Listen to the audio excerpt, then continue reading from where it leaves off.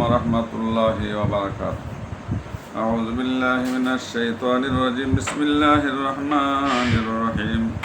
اللهم صل على سيدنا ونبينا وشفيعنا وحبيبنا مولانا محمد وعلى آله وأصحابه وبارك وسلم.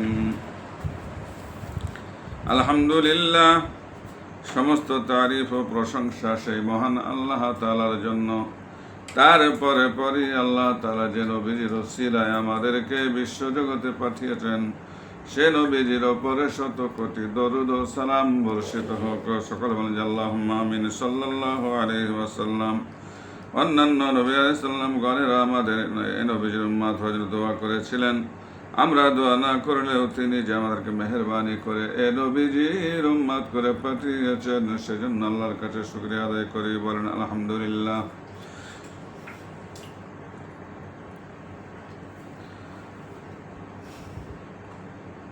আজকে নবী করিম সাল্লাল্লাহু আলাইহি ওয়াসাল্লামের জীবনের 36 পর্ব আজকে আলোচনা করব। নবীজি করিম সাল্লাল্লাহু আলাইহি ওয়াসাল্লামের জীবনী প্রতিটা মানুষের শোনা দরকার। কি মহিলা পুরুষ সকলের জানা বা শোনা সকলের দরকার। তাই মহব্বতের সঙ্গে আমি আলোচনা করছি, আপনারা মহব্বতের সঙ্গে শুনবেন। ইনশাআল্লাহ আমার নবীজির শাফাআত সুপারিশে আমার আল্লাহর রহমত দয়া মায়া আপনাদের উপরে বর্ষণ হবে ইনশাআল্লাহ।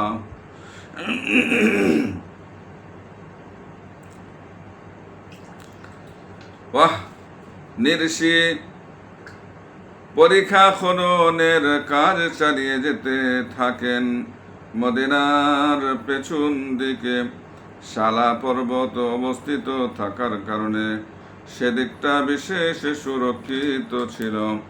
এছাড়া অন্যান্য দিকেও কিছু কিছু স্থানে পরীক্ষা খননের আবশ্যক হয় নাই। কাজেই সুবিধার্থে রাসূল আকরাম সাল্লাল্লাহু আলাইহি সাল্লাম সাহাবায়ে কেরামকে 10 জন করে ক্ষুদ্র ক্ষুদ্র দলে বিভক্ত করে দেন।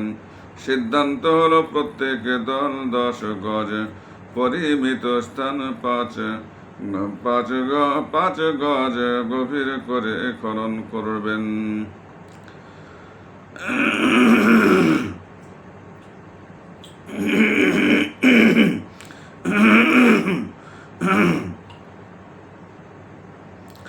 গভীর করে খনন করবেন। প্রত্যেক দলকে তাদের কাজের এলাকা মেপে দেওয়া হলো। পরীক্ষার দৈর্ঘ্য সম্পর্কে ঐতিহাসিকগণ সুস্পষ্ট কোনো মতামত প্রকাশ না করলেও তাদের প্রদত্ত বিবরণ থেকে ন্যূনাধিক 3000 গজ ছিল বলে সিদ্ধান্তে উপনীত হওয়া যায়। মুসলমানগণ দলে দলে পরীক্ষা খননের প্রবৃত্ত হন। সহিহ হাদিসে পরীক্ষা খনন কর্মযজ্ঞের চিত্র অঙ্কন করে বলা হয়েছে, যেসব মুসলমানের কোনো দাস বা শ্রমিক নিয়োগের ক্ষমতা ছিল না, তারা নিজেরাই খনন কার্যে অংশ নেন। এ সময় খুব বেশি শীত পড়ছিল, তদুপরি অল্প বৃষ্টিপাত হচ্ছিল।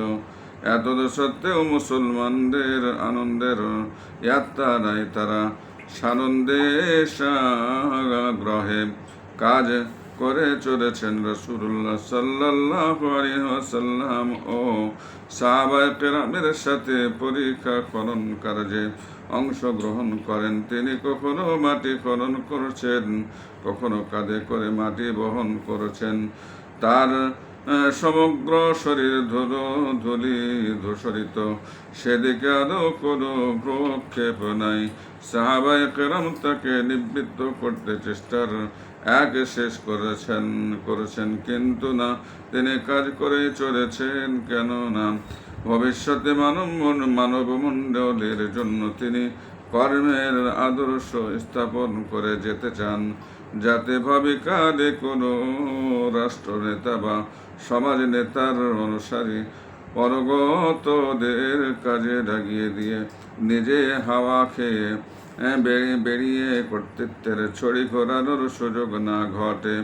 তার মায়াময় কণ্ঠে সাহাবায়ে কেরামের উদ্দেশ্যে নিমুক্ত দোয়া বাণী ঝংকৃত হচ্ছে। আল্লাহুম্মা আল্লাহুম্মা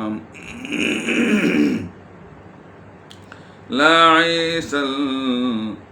আইসা ইল্লা আবসুল আখিরাতি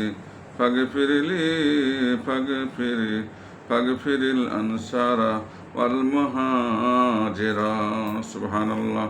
হে আল্লাহ, আখিরাতের জীবন বাতিলকে কোনো জীবন নাই, অতএব আপনি আনসার ও মুহাজিরদের ক্ষমা করুন। সুবহানাল্লাহ। আনসার ও মুহাজিরগণ তার দোয়ার প্রত্যুত্তরে বলছেন, নাহানুল্লাযী বায়াউ মুহাম্মাদান আলাল জিহাদি মা বিকিনা আবাম দাম। আমরা যেসব লোক যারা মুহাম্মদ সাল্লাল্লাহু আলাইহি ওয়াসাল্লামের হাতে জিহাদের বায়াত করেছি আজীবনের জন্য, অতি ক্ষিপ্রতার সাথে কাজ চলছে। পরীক্ষার এক জায়গায় এক খণ্ড পাথর পড়ে সাহাবায়ে কেরাম বহু চেষ্টা করেও তা ভাঙতে পারছিলেন না। হযরত সালমান ফারিসি রাদিয়াল্লাহু তাআলা আনহু রাসূলুল্লাহ সাল্লাল্লাহু আলাইহি ওয়াসাল্লামের দরে পড়েছিলেন। তিনি এসে পাথর খণ্ডের কথা নিবেদন করলেন। রাসূলুল্লাহ সাল্লাল্লাহু আলাইহি ওয়াসাল্লাম বললেন, ঠিক আছে, ব্যাপারটা আমি দেখছি। তিনি গিয়ে জনৈক সাহাবীর হাত থেকে একখানা কোদাল নিয়ে বিসমিল্লাহ বলে সজোরে পাথর খণ্ডের ওপর পর আঘাত করেন। এতে পাথর খণ্ড ভেঙে চূর্ণ বিচূর্ণ হয়ে যায়। আঘাতের ফলে পাথর গাত্র হতে অগ্নিস্ফুলিঙ্গ বিচ্ছরিত হচ্ছিল। এই সময় রাসূলুল্লাহ সাল্লাল্লাহু আলাইহি সাল্লাম ভবিষ্যদ্বাণী করলেন, রোম, পারস্য, হীরা প্রভৃতি রাজ্য মুসলমানদের কত করাতলগত হবে এবং এসব দেশের সব অধিবাসী ইসলামের ছায়াতলে আশ্রয় নেবে। ইতিহাস সাক্ষী পরবর্তী সিকি শতাব্দী কালের মধ্যেই রোম ও পারস্য সাম্রাজ্য মুসলমানদের পদানত হয় এবং তথাকার প্রায় সব বাসিন্দা ইসলামের ছায়াতলে আশ্রয় নেয়। হেরা অঞ্চল মুসলমানদের পদানত হয়। 3000 সাহাবা স্বেচ্ছাশ্রমে রাত দিন খনন কাজ করে চলেছেন, অথচ তাদের পর্যাপ্ত খাদ্য তো ছিল না। অপরন্ত শীত এবং বৃষ্টি জনিত কষ্ট, যত সামান্য খাদ্য যাও জুটত তাও দুর্গন্ধযুক্ত। শেষের দিকে অপর্যপরি কয়েকদিন পর্যন্ত তাদের ভাগ্যে কোনো খাবারই জুটে নাই। খোদাই কোমর সোজা করে দাঁড়ানো দায় হয়ে পড়েছিল, তাই তারা পেটে পাথর বেঁধে খনন কার্য চালিয়ে যেতে থাকেন। রাসূলুল্লাহ সাল্লাল্লাহু আলাইহি ওয়াসাল্লাম নিজেও পেটে পাথর বেঁধে কাজ করেছেন। আসন্ন যুদ্ধ পরিস্থিতি কতদিন স্থায়ী হবে তারও কোনো নিশ্চয়তা ছিল না। যুদ্ধ পরিস্থিতির সময়কাল প্রলম্বিত হতে পারে, এ আশঙ্কায় বালক বালিকা ও স্ত্রীলোকদের প্রাণ রক্ষার জন্য অধিকাংশ খাদ্য জমা রাখার প্রয়োজন দেখা দিয়েছিল। কিন্তু এসব কিছুই তাদেরকে দায়িত্ব পালনে বারিত করতে পারে নাই। শত্রু বাহিনীর মদিনা অবরোধ। পরীক্ষার আরবি প্রতিশব্দ খন্দক। কুরাইশদের এ অবরোধ অভিযানকে কোরআন শরীফে আহজাব নামে অভিহিত করা হয়েছে। এটি হেজবুন শব্দের বহু বচন, যেহেতু আরবের অনেক বংশ গোত্র এ অবরোধ অভিযানে অংশগ্রহণ করে, তাই আহজাব নামে নামকরণ করা হয়েছে। এমনকি কোরআনে শরীফের একটি সূরার নামই আহজাব রাখা হয়েছে। সাহাবায়ে কেরাম অহর্নিশি পরিশ্রম করে সপ্তাহকালের মধ্যে পরিখা খনন কাজ শেষ করে নগর রক্ষার ব্যবস্থা গ্রহণে প্রবৃত্ত হন। পরিখা খনন শেষ হওয়ার আততল্পকালের মধ্যে কুরাইশ ও অন্যান্য আরব গোত্রসমূহের সম্মিলিত বাহিনী মদিনার প্রান্তে উপনীত হয়ে একটু দূর থেকে মদিনা নগরী বেষ্টন করে ফেলে। তাদের সংখ্যা ঐতিহাসিকদের কারো কারো মতে 10,000, পক্ষান্তরে 15 বৎসর বয়স্ক। বালকদের সহ মুসলমানদের সংখ্যা সর্বসাকুল্যে 3,000। শত্রু বাহিনী আসার পূর্বে বালিকা ও স্ত্রী লোকদের নগরীর এক পাশে বড় হারেসার দুর্গে স্থানান্তর করা হয়েছিল। মুসলমান জাতি মহাসংকটের সম্মুখীন। একদিকে তারা বিশাল শত্রু বাহিনী কর্তৃক পরিবেষ্টিত, অপরদিকে ইহুদিদের কর্তৃক আক্রান্ত হবার এবং মুনাফিকদের অন্তর্বিপ্লব সৃষ্টির ভয়ে সব মিলে মুসলমানগণ অস্তিত্ব রক্ষা সমস্যার সম্মুখীন। সব দিকে ভেবে চিনতে রাসূলুল্লাহ সাল্লাল্লাহু আলাইহি ওয়াসাল্লাম অভ্যন্তরীণ নিরাপত্তা নিশ্চিত করার প্রতি মনোযোগী হন। এ উদ্দেশ্যে সালামা বিন আসলাম রাদিয়াল্লাহু তাআলা আনহু এর নেতৃত্বে 200 ও জায়দ বিন হারেসা রাদিয়াল্লাহু তাআলা আনহু এর নেতৃত্বে 300 মুসলিম বীরকে নিয়োজিত করা হয়। এ 500 সদস্য বিশিষ্ট বাহিনীর কাজ ছিল বিভিন্ন দলে বিভক্ত হয়ে তাকবীর ধ্বনি উচ্চারণ করে নগরীর চতুর্দিকে করে বেড়ানো। এতে ইহুদি মুনাফিকরা মনে করল চতুর্দিকে অসংখ্য মুসলিম সৈন্য তাদের পিণ্ডি চটকানোর জন্য প্রস্তুত হয়ে আছেন। সুতরাং মুসলমান বালক বালিকা ও স্ত্রীলোকদের অবস্থানস্থল আক্রমণ বা দখলের দুঃসাহস দেখালে নির্ঘাত তাদের অস্তিত্ব রক্ষার সম্মুখীন হতে পারে। এভাবে মুনাফিক ও ইহুদিদেরকে তাদের আবাসস্থলে বসিয়ে রাখা হয়। মুনাফিক ও ইহুদিদেরকে তাদের আবাসস্থলে বসিয়ে রাখা হয়।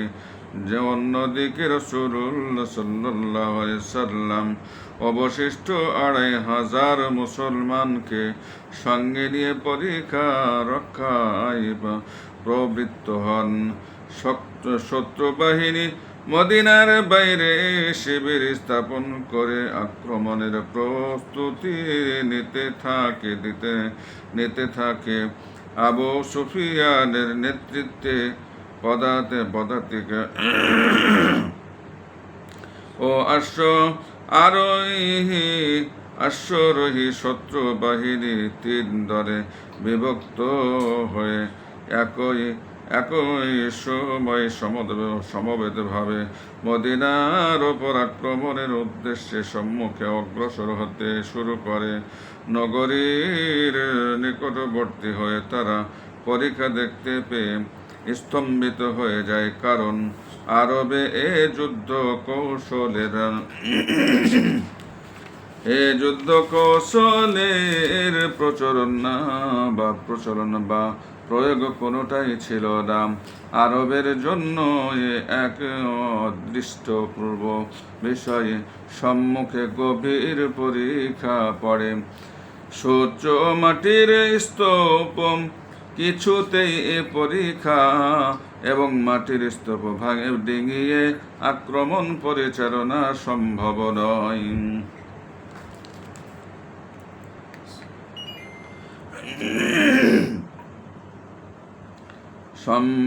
নয়। তারা বিষময়ে বিমূঢ় হয়ে অদৃষ্ট অভাবিত পূর্ব দৃশ্য দেখতে থাকে আর প্রলাপ বকতে থাকে। শত্রু বাহিনীর মদিনা আক্রমণের আরেকটা পথ হচ্ছে নগরীর প্রবেশ পথগুলো। সেখানে অব্যর্থ লক্ষ্য তীরন্দাজ দল বসিয়ে দেওয়া হয়েছে। সুতরাং নগরীর ওপর আক্রমণের সব পথই অবরুদ্ধ। এবার শত্রু বাহিনী নগর অবরোধ করে বাইরে থেকে প্রস্তুর বর্ষণ করতে শুরু করে। এতেও তারা মুসলমানদের কোনো প্রকার ক্ষতি সাধনে সামর্থ্য হয় নাই, কারণ এমন একটা কিছু করতে পারে বিবেচনায় মুসলিম বাহিনী আগেভাগে এ ব্যাপারে সাবধানতা অবলম্বন করে রেখেছিল। শত্রু বাহিনী দিনের পর দিন অবরোধ করে আছে, অথচ নগরীর ওপর আক্রমণ চালিয়ে মুসলমানদেরকে সমূলে ধ্বংস করার কোনো পথই হয়ে উঠছে না। অন্যদিকে তাদের খাদ্য সামগ্রীও ফুরিয়ে আসছে। অপরন্তু শীতের মৌসুম, খোলা ময়দানে শীতের ভীষণ প্রকোপ, এসব কারণে শত্রু বাহিনী অত্যন্ত বিচলিত হয়ে নিজেদের মাঝে পরামর্শক্রমে স্থির করল যে কোনো প্রকারই হোক পরীক্ষা উল্লঙ্ঘন করতেই হবে, নইলে তাদের এ মহা সমরায়োজনের উদ্দেশ্যই যে পণ্ড কোনো ক্রমে কিছু সৈন্য একবার পরীক্ষা উল্লঙ্ঘন করতে পারলে অন্যেরা তাদের অনুসরণে নগরীতে প্রবেশ করতে সক্ষম হবে। এ বিশাল বাহিনীর প্রতিরোধ করা মুসলিম বাহিনীর পক্ষে আদৌ সম্ভব হবে না। তাই শত্রু বাহিনী আমর বিন আবদে উদ্দ এবং ইকরিমা বিন আবু জেহেলের নেতৃত্বে পরীক্ষা উল্লঙ্ঘন প্রচেষ্টা শুরুর সিদ্ধান্ত নেয়। আমর বিন আবদে উদ্দম আরব বিখ্যাত বীর। সাধারণ মানুষের ধারণা ছিল আমর একাই 1000 সৈন্যের সহিত যুদ্ধ চালাতে যথেষ্ট। পর্বত সংলগ্ন এক স্থানে পরীক্ষার প্রস্থ অপেক্ষাকৃত কম ছিল। আমর সহ আরো কয়েকজন একটি ক্ষুদ্র অশ্বারোহী দল নিয়ে এখান দিয়ে পরীক্ষা অতিক্রমের চেষ্টা করে সফল হয়। সে পরীক্ষার ওপারে গিয়ে গর্জন শুরু করে দেয়। মুসলমানরা নির্বিকার ভার নর্তন কর্তন তর্জন গর্জনের কোনো জবাবই তারা দিচ্ছে না। এক পর্যায়ে অসহিষ্ণু হয়ে সে বলল, ডাকতে ডাকতে বিরক্ত হয়ে পড়েছি, আছে কি কোনো যোদ্ধা আমরের দম্ভক্তি শ্রবণে মুসলিম বাহিনীর মাঝে বিরাজিত। নীরবতা ভঙ্গ করে হযরত আলী রাদিয়াল্লাহু তাআলা আনহু এগিয়ে এসে তরবারি ঊর্ধ্বে তুলে ধরে বললেন, এই যে আমি রয়েছে। রাসূলুল্লাহ সাল্লাল্লাহু আলাইহি ওয়াসাল্লাম তাকে সতর্কীকরণের উদ্দেশ্যে বললেন, আলী, ও যে আরব বিখ্যাত বীর হযরত আলী রাদিয়াল্লাহু তাআলা আনহু সসম্ভ্রমে জবাব দিলেন, আমিও আলী। এবার অনুমতি গ্রহণ করেন তিনি আমরের দিকে ধাবিত হচ্ছেন। তিনি আমরের নিকটবর্তী হলে সে তার ওপর প্রচন্ড আক্রমণ চালায়। হযরত আলী রাদিয়াল্লাহু তাআলা আনহু অতিশয় ক্ষিপ্রতার সাথে আমরের আক্রমণ প্রতিহত করে পাল্টা আক্রমণ চালান। এবার ভীষণ যুদ্ধ শুরু হয়ে গেল। একদিকে আল্লাহর শক্তিতে বিশ্বাসী মুসলিম বীর আলী, অপরপক্ষে দিকে বীরদ্বয়ের লড়ালড়িতে ধূলি পথিত হয়ে চতুর্দিক অন্ধকার, কেবল উভয় বীরের অস্ত্রের ঝনঝনানি শ্রুতি গোচর হচ্ছে। মুসলমানগণ রুদ্ধশ্বাসে ফলাফলের অপেক্ষায় অপেক্ষমান।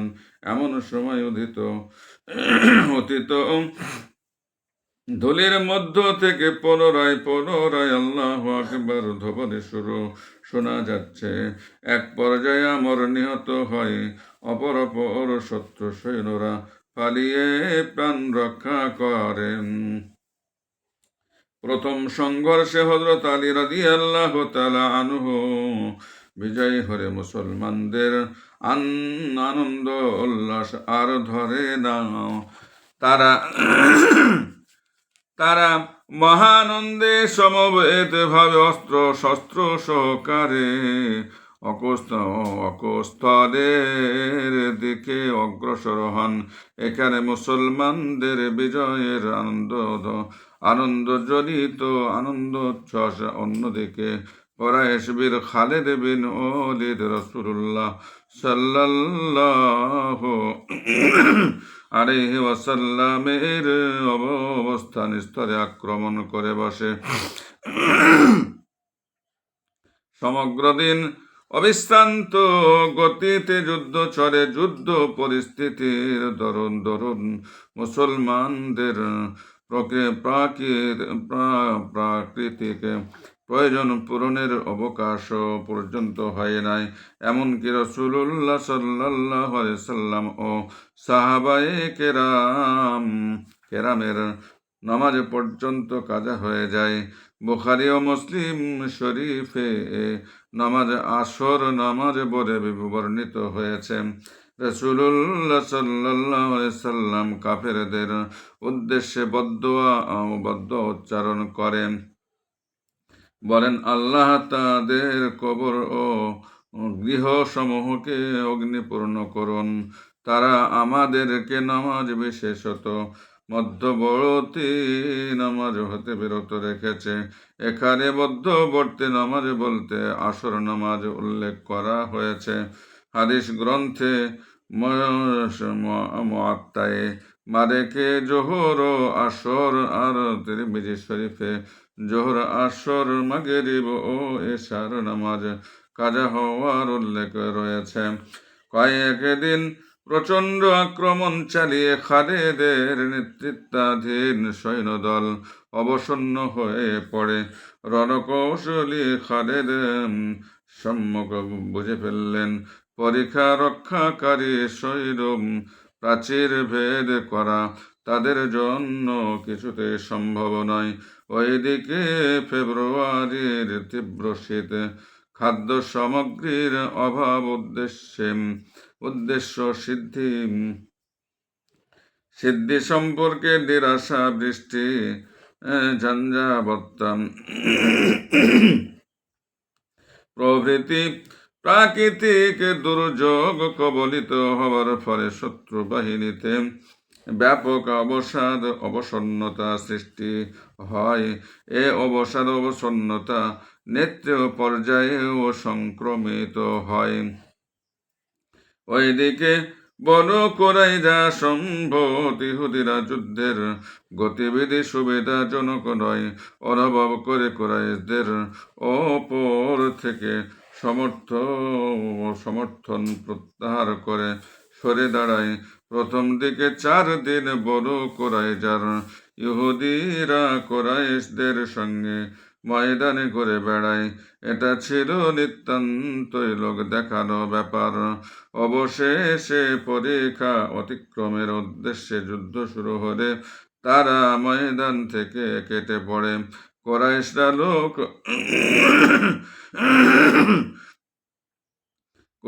লোক পাঠিয়ে বনু কুরাইজার ইহুদিদেরকে যুদ্ধ ময়দান পরিত্যাগের কারণ জিজ্ঞেস করলো।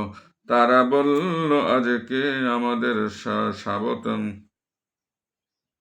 সাবত শনিবার দিন, এদিন আমরা কিছুতেই যুদ্ধ ময়দানে থাকতে পারি না। এ সময় স্থানীয় লোকদের সাহায্য সহযোগিতার বিশেষ প্রয়োজন।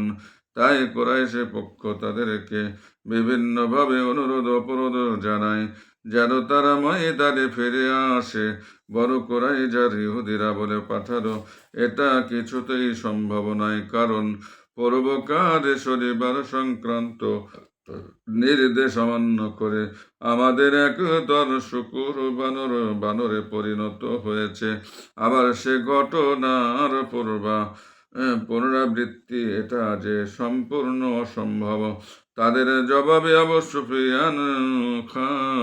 সুফিয়ান শখের আক্ষেপ করে বলল, শুকুর বানরের আত্মীয় বংশধরেরাই আমাদের সর্বনাশ করে ছাড়লো।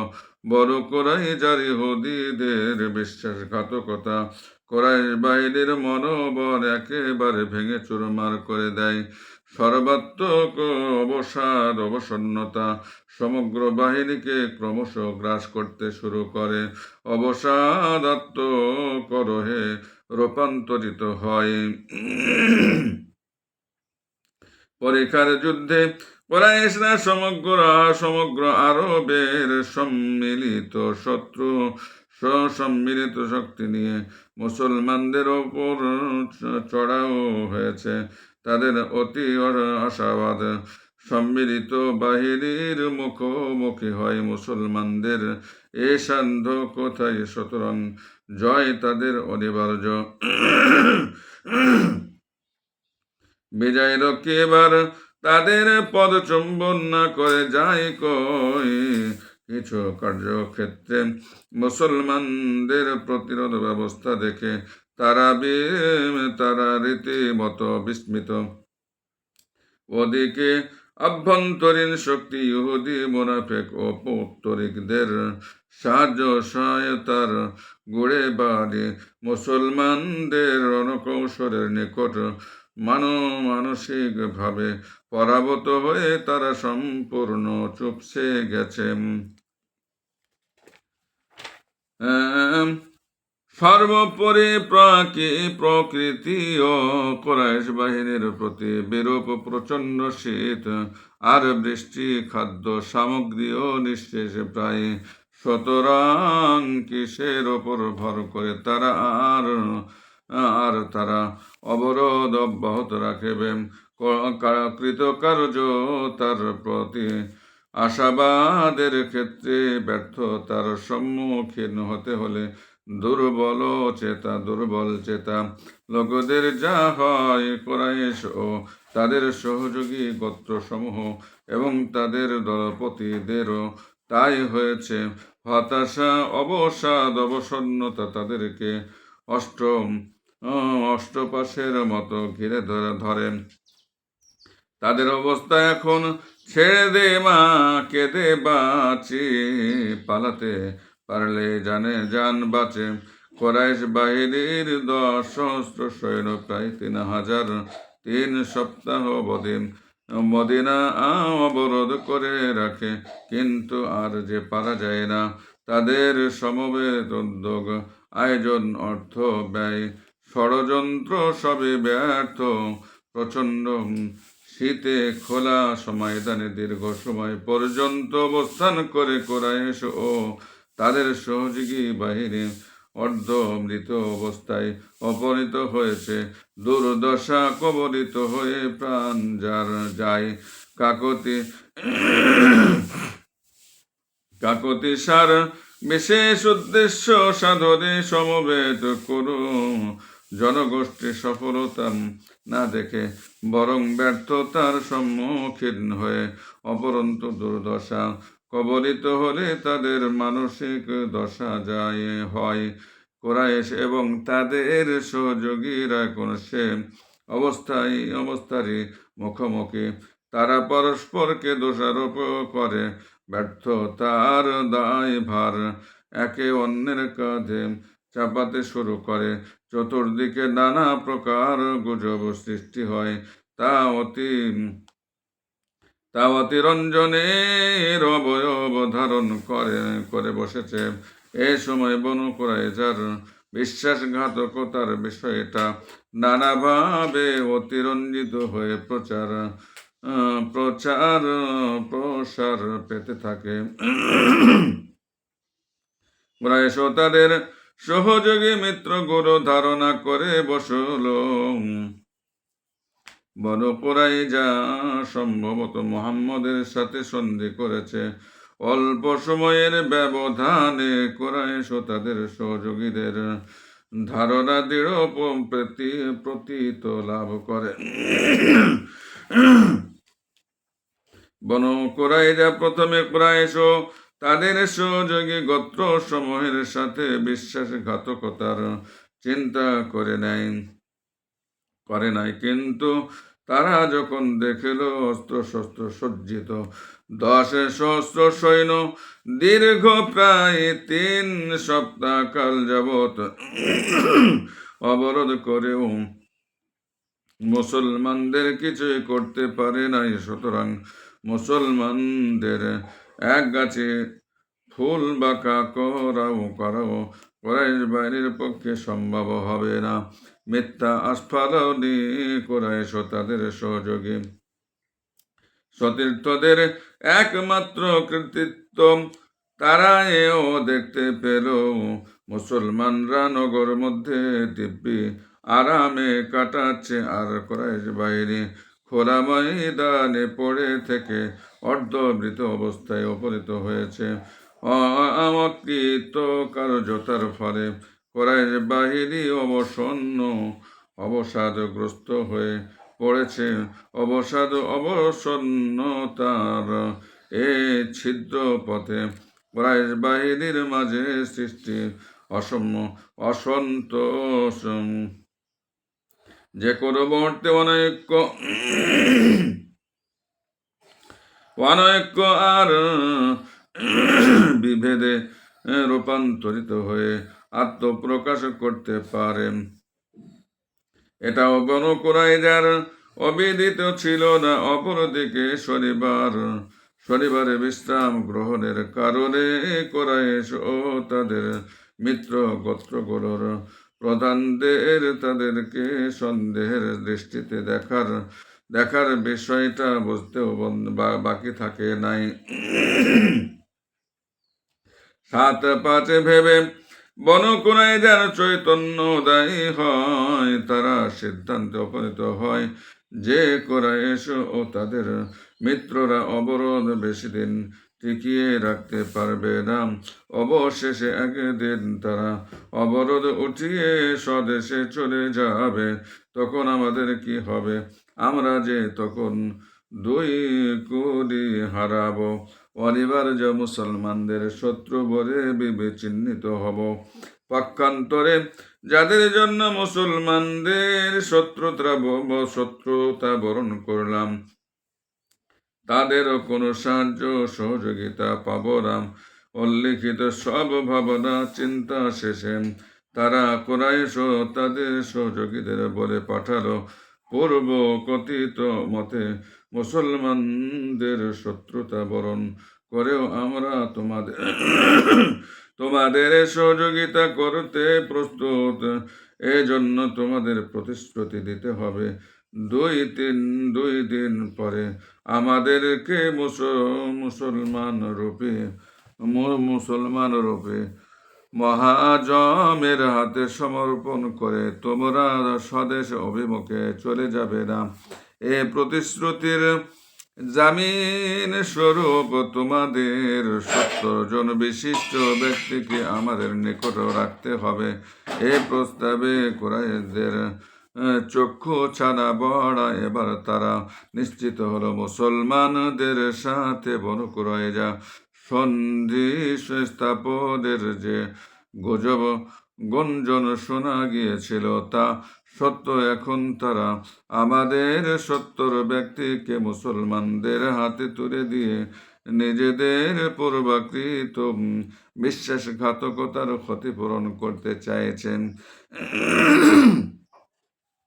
নিষ্ফল বরদ প্রাকৃতিক দুর্যোগ, রসদ সামগ্রীর অপ্রতুলতা, নিজেদের মাঝে সৃষ্টি ব্যর্থতা জড়িত অনৈক্য সব মিলে কুরাইশ ও তাদের সহযোগীদের করুণ দশা।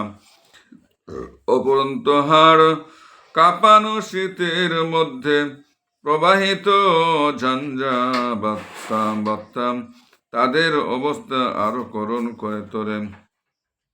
সন্ধ্যার পরে ঝঞ্ঝাবত্তার গতিবেগে প্রবল আকার ধারণ করে তাদের তাঁবুগুলো ছিন্ন ভিন্ন করে কোথায় উড়িয়ে নিয়েছে তার কোনো হদিশ নাই।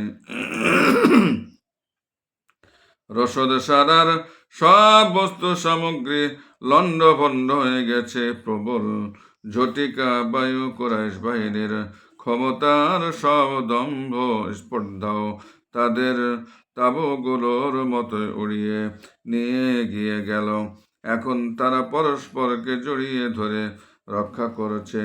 এ অবস্থার শিকার হয়ে প্রভাত হতে না হতে আবু সুফিয়ানের নির্দেশে কুরাইশ বাহিনী উঠি পড়ি করে বিশৃঙ্খল ও পরস্পর থেকে বিচ্ছিন্ন অবস্থায় দ্রুত মক্কাভিমুখে ধাবিত হয়। এভাবেই কুরাইশদের মুসলমানদেরকে ধ্বংস করার একটি বৃহৎ উদ্যোগ আয়োজন ব্যর্থতায় পর্যবসিত হয়।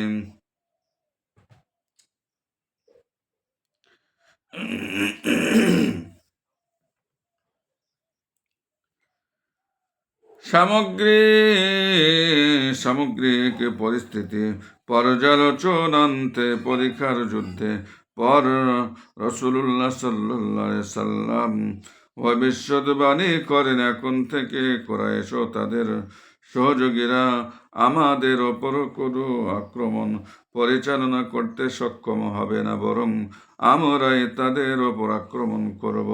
পরবর্তী ইতিহাসে রাসূলুল্লাহ সাল্লাল্লাহু আলাইহি সাল্লামের ভবিষ্যদ্বাণী সম্পূর্ণ সত্য প্রমাণিত হয়ে করেছে। কারণ এক বছর পর হুদায়বিয়ার সন্ধি ও 2 বছর পর মক্কা বিজিত হয়। কুরাইশদের মুসলমানদের ওপর আক্রমণ পরিচালনার সুযোগ আর হয়ে ওঠে নাই।